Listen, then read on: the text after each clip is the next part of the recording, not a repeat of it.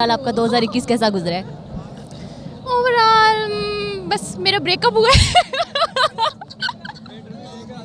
बहुत बुरा हुआ है, लेकिन आप देखो 2022 में कोई अच्छे से बंदा ढूंढ के शादी करूँगी मतलब आपने 2022 में रेजोल्यूशन सेट किया कि आपने शादी करनी है? यस, इंशाल्लाह 2022 में शादी करनी है। Thank you so much.